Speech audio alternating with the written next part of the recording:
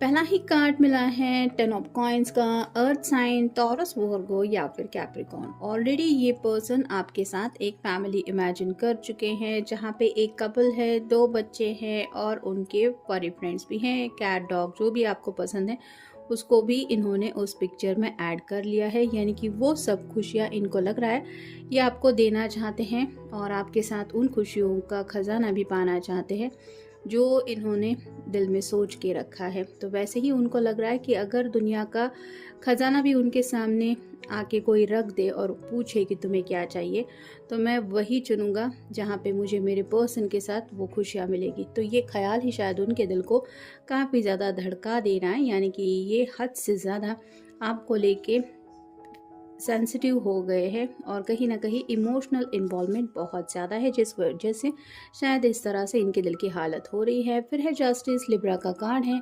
आपका या उनका साइन हो सकता है। आपके बिना उनको लग रहा है कि ज़िंदगी में बैलेंस मिल पाना उनको मुश्किल है। जैसे यहाँ पे दोनों तराजू इक्वल है, वैसे ही उनको लगता है कि आप उनके लिए परफेक्ट मैच है और यही सब बातें शायद वो क्लियरली आपको बताना चाहते हैं कि आपका साथ उन्हें किस तरह से क्या एहसास करवा देता है।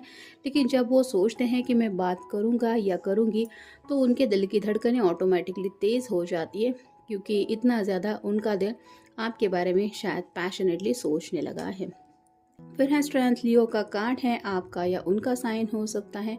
अपोजिट अट्रैक्ट्स, ऐसा शायद इस कनेक्शन में हुआ है। आप दोनों एक दूसरे से बिल्कुल अपोजिट है, लेकिन फिर भी उन्हें समझ में नहीं आ रहा कि ये प्यार का कनेक्शन इतना ज़्यादा गहरा कैसे हो गया। जैसे इन दोनों के बीच में जो बॉन्ड है वो महसूस हो रहा है कि ये जो शेर है वो इसके साथ कंफर्टेबल है।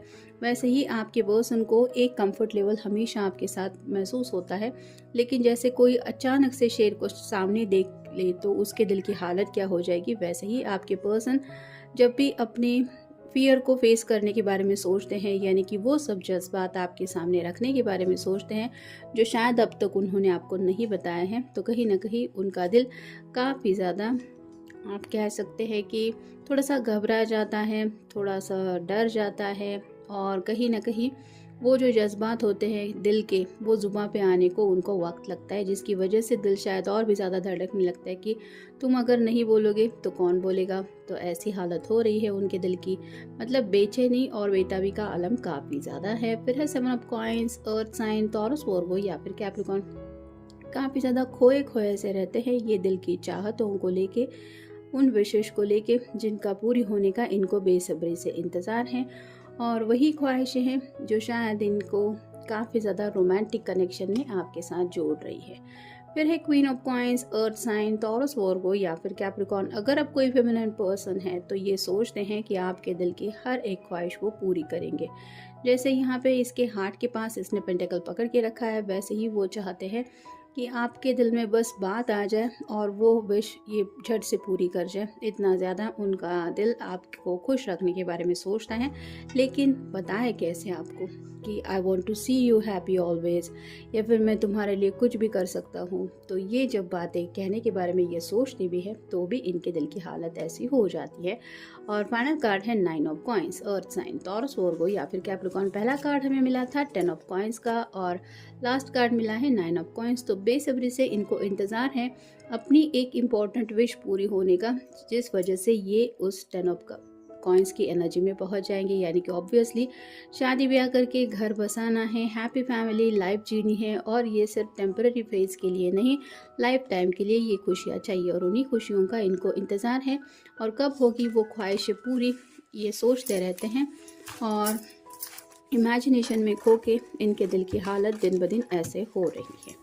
अब देखते हैं ओरेकल कार्ड्स हमें क्या बताते हैं। से हेलो, तो उनका मन काफ़ी ज़्यादा करता है आपको हाय हेलो करने का, यानी कि हो सकता है आपकी तरफ से मैसेजेस ज़्यादा इस पर्सन को नहीं मिलते या फिर बातें भी नहीं हो पाती, लेकिन इनका दिल इनको बोलता रहता है कि तुम तो हेलो बोल सकते हो, तुम बोलो।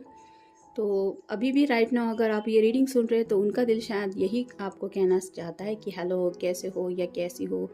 तो ये बातें वो बोल नहीं पाते, जिस वजह से शायद उनके दिल की हालत ऐसी हो रही है। फिर है I need to make a move, तो इस रिश्ते में कोई तो है, एक है जो शायद बहुत ज़्यादा शाय है, जो अपनी तरफ से एक कदम आगे नहीं बढ़ा रहा है, और इनको लग रहा है कि वो सामने से नहीं आगे आ रहा, तो मुझे 2 कदम उसकी तरफ चल के जाना चाहिए।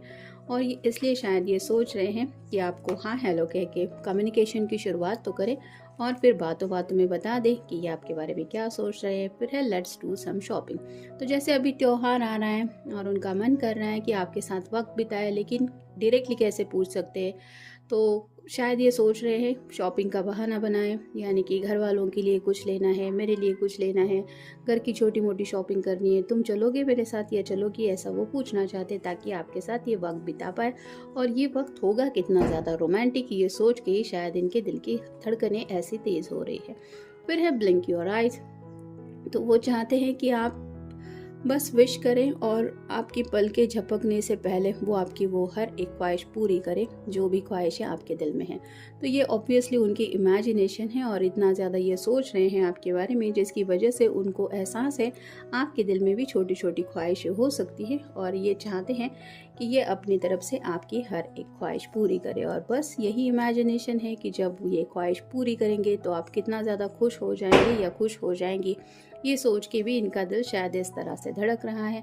नेक्स्ट है विल यू मीट मी, तो डायरेक्टली तो आपको ये पूछ नहीं पा रहे हैं कि क्या तुम मुझसे मिलोगे या क्या तुम मुझसे मिलोगी, शायद इसलिए हमें ये कार्ड मिला कि शॉपिंग का बहाना करके ये कुछ पूछने के बारे में सोच रहे हैं ताकि आपसे मिल पाए। फिर है साइलेंस, तो कुछ लोगों में शायद साइलेंस चल रहा है, ना आप सामने से बात कर पा रहे हैं, ना ये पर्सन आपकी तरफ रीच आउट हो रहा है, और ये साइलेंस उनको काफ़ी ज़्यादा तकलीफ दे रहा है, और इसी साइलेंस को ब्रेक करने के लिए शायद ये मिलने के बारे में सोच रहे हैं। फिर है मनी इन माइंड, तो राइट नाउ तो पैसों को लेके भी कुछ सोचा जा रहा है, यानी कि अगर आपसे मिलेंगे तो आपकी लिए भी कुछ शॉपिंग करने का इनका मन है। हो सकता है डिनर वगैरह भी आपको करने के लिए पूछे, या फिर लंच के लिए कहीं पे ले जाएं।